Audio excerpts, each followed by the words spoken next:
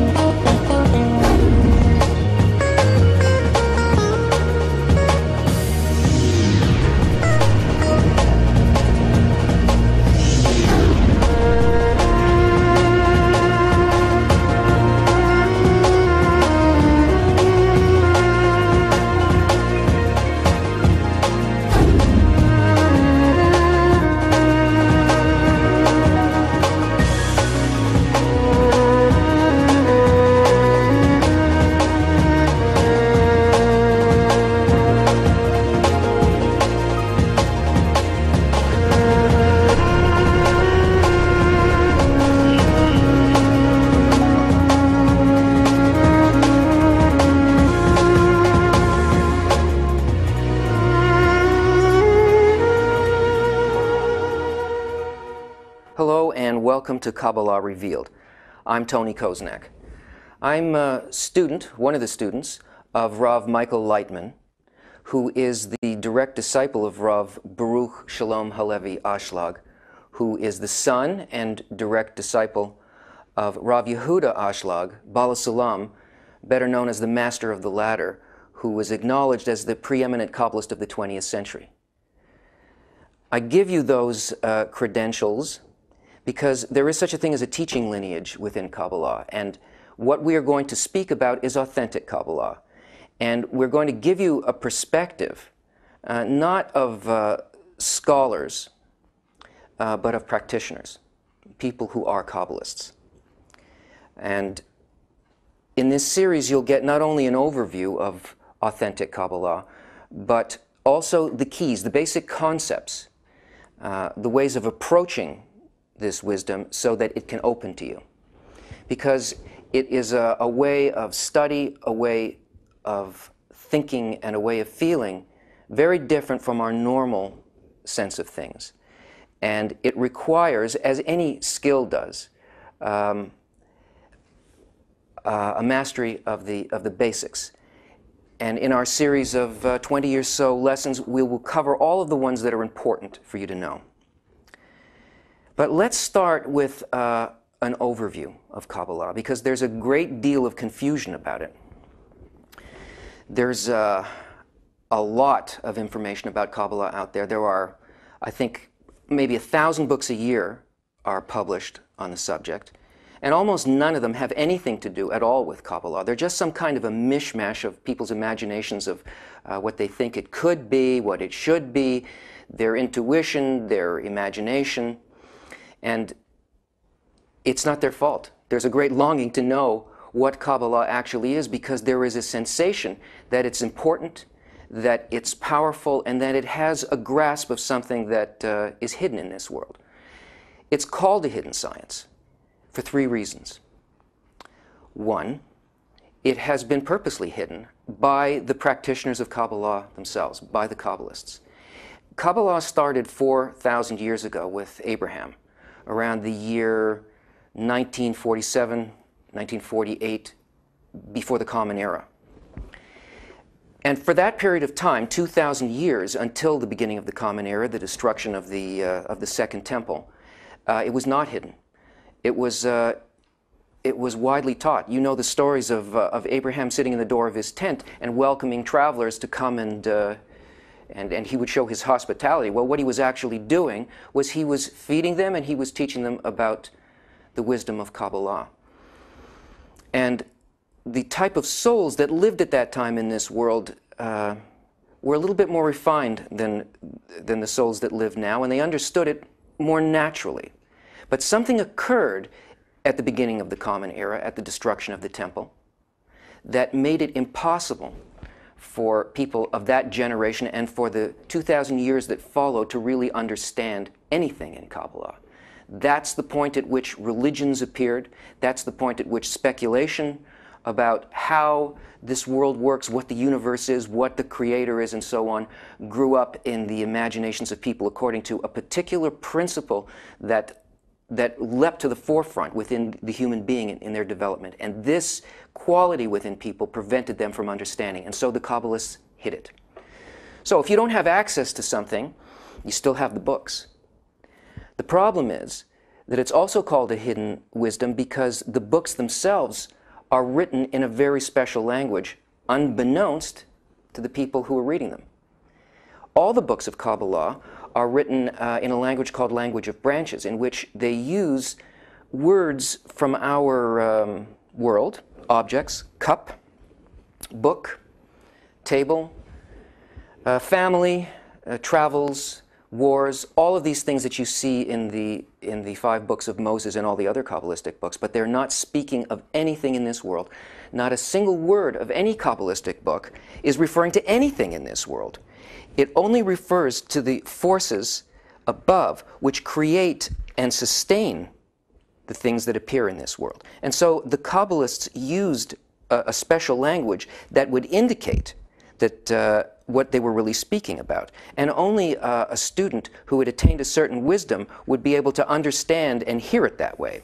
Now, you have to understand that the world that we live in is not a world of causes. It's a world of outcomes. There is nothing that we do in this world that has any effect whatsoever on the upper world where our source comes from, where the things that we see in this world take their roots. No physical action has any effect on it. And that's why any of the things that we do in order to solve our problems here in this world have any effect whatsoever on their outcome. Only a connection to the roots, to the causal level of things, can have any effect whatsoever. And this is what Kabbalah deals with. Our reality as a whole is structured in such a way that there is a world that exists above, so to speak, and a world that exists below. And the language of branches points to what exists in the world below. It speaks about this object, let's say a family. You'll read about it in the Torah. And the Torah appears to be the story of the Jewish people. Well, a family will move to a location called a land. But the Kabbalists are not speaking about this at all. They're speaking about the abstract forces above that actually create these things and make them occur. And only a wise student can understand what's really going on here. This is the branch level, and this is the root level.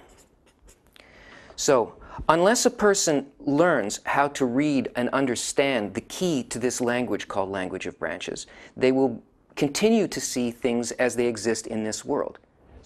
So, as a result of those two aspects of hiddenness of Kabbalah, and because of a lack of contact with the teaching lineage and the real methodology, people have still needed to know, but they've had to fantasize, they've had to make concoctions of things, and they've gone according to what they could understand without a correct teaching and without the proper inner properties that would allow them to understand it. And so a lot of myths have grown up. Now we will deal with these in a little more detail when we talk about some of the other basic concepts of Kabbalah, but just a couple of the major ones are that that Kabbalah is Jewish mysticism.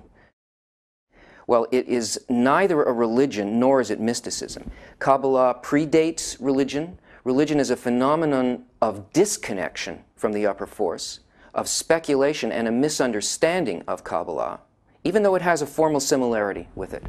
Because the Kabbalists created halacha, they created the books that we study and consider to be holy books, and our traditions and so on come from them, but the purpose, the meaning of them, what the books are actually written for and what they speak about, we are not very well in touch with these things. So the relationship with Judaism is like Kabbalah and amnesia. Now, as far as mysticism goes, Kabbalah is a science. It is not a mysticism. It's a way of making a direct connection with things that seem to us magical and unfathomable only because we, in our current state of awareness, don't understand how they work. And it's the same as if you brought a lighter to some tribe that lived on a desert island that had never seen any technology at all. You would be the god of fire, some mystical creature that can produce fire out of your hand. I mean, it's simply a matter of what is hidden and what is revealed. That it's magic. Well, magic implies the using of hidden upper forces in order to manipulate people to get what you want and to cause certain outcomes for your benefit or against other people and so on. But it's impossible to make any contact with the upper forces at all unless a person changes their moral inner nature. The attainment within Kabbalah is a matter of inner transformation, and it is impossible to be in contact with the forces without that. So this simply has nothing to do with anything except somebody's vivid imagination. That only a few people are allowed to study Kabbalah, and there are conditions. The conditions being you have to be Jewish. This is not so, because the Kabbalists all along taught people who were not Jewish by birth. Some of the greatest Kabbalists, in fact, were Gentiles, people of other nations. Onkelos, Rabbi Akiva. The list goes on, and all Kabbalists took students who were worthy students, but not based on some kind of physical attribute, but on an inner attribute that is called Yehud or Yehud. And we'll explain that later. That you have to have you have to have mastered preliminary wisdom, Gemara, Mishnah, and so on before you can study Kabbalah well. If you don't understand what's written in Torah or Gemara, then you're not going to understand Kabbalah either. So it's not that you need these preliminary wisdoms, it's that if you cannot find spirituality in these preliminary wisdoms, you must move to books that talk directly about spirituality in a way that they can't be mistaken for things of this world, like the language in which the Torah is written, or the language of stories, Agada, and so on. And amulets and protection and the use of number and letter manipulations in order to create stuff and to protect people from evil. Well, this is the complete and total opposite of what Kabbalah deals with. In fact, it's completely forbidden. It's considered idolatry that one should use the upper forces for some selfish personal reason here. And besides that, there is nothing to be protected from. So holy water, amulets, red strings, and so on are psychological things, and they have absolutely nothing to do with Kabbalah. And finally, there's the mixture of Kabbalah with Eastern religions, where since we didn't know anything, we made an association with Buddhism or with aspects of Hinduism that deal openly with spirituality, and that's only because spirituality from the books of the Kabbalists were not open. However, that's changed. As of 1995, all books of the Kabbalah were open. The only requirement for Kabbalah to be accepted as a student and to feel that you should feel safe and comfortable in looking at Kabbalah and seeking the thing that you need, the only requirement for becoming a student of Kabbalah is that you have a need for it. That your answers as to why things happen and to the meaning of your life and your role in it, if these things cannot be answered anywhere else, that's the requirement. And all the great Kabbalists have said so. From the time of the Arion, he said the only requirement was this desire. Rav Kook, who was himself a great Kabbalist, and even the chief rabbi of Jerusalem, when he was asked who can study Kabbalah, he said everyone. So it's not so. And finally, my favorite is that if you study Kabbalah, you'll go mad. It's my favorite because it's like everything else, it's just the way that things appear. The kinds of inner changes that a person goes through as a result of attainment in Kabbalah, of the understanding and connection with reality. The pleasure that they get, the source of the pleasure that they get, is very different from a normal way of thinking. It's opposite because it is the kind of thought that exists in the spiritual world. So to somebody who has an opposite goal from spirituality, a person may appear insane. But not really. So the third reason that the Kabbalah is called a hidden science is because it deals with what is hidden from our five senses. It answers a question that can't be answered any other way. It answers basically, what is the meaning of life? And this is a deep and a severe question, because for a person who has this question, who cannot find the answer in what their traditions tell them, in what their science tells them, in what art and literature tells them, in what psychology tells them, a person who simply cannot be satisfied with anything but the answer to this question, what is the meaning of my life? This is a person who is ready to sense beyond the five senses. The books of Kabbalah tell us that we live in the whole of reality. There is a totality of reality, and that's where we actually exist. Except that we have no sense of that. We have a completely restricted sense of what we are and where we are. So much so that we don't know what will happen in the next moment of our lives. We do not know why things happen, when they happen, where we came from, where we are, and where we're going. There exists a complete and total reality. And this reality is divided and reduced into a system called worlds. By means of 5 worlds, the complete reality, an unending light, becomes reduced to a brightness by which we can perceive. This first world is called the world of Algteadmised.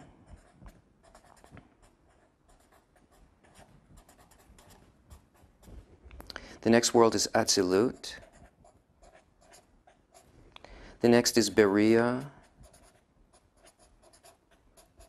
Then the world of Yetzirah. Then Asiya. You can think of these as levels of consciousness. Closeness or distance as it descends from this complete reality, from connection and awareness to it, until finally we reach a disconnecting point called mahsom, or the barrier. These are spiritual worlds, and below this barrier is our world.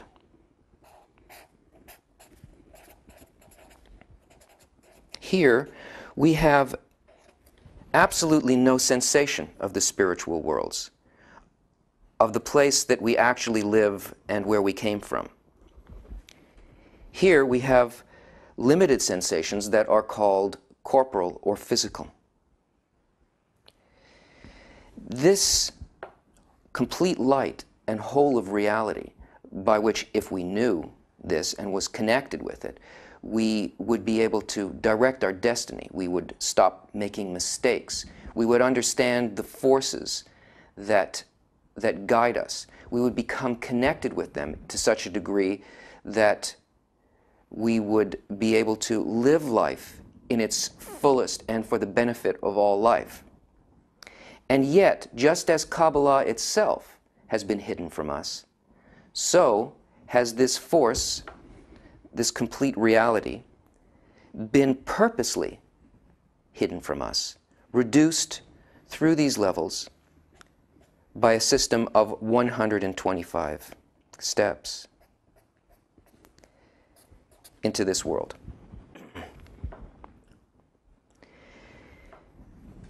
What Kabbalah is meant for is to allow a person to trace their steps from descent into this world back through 125 steps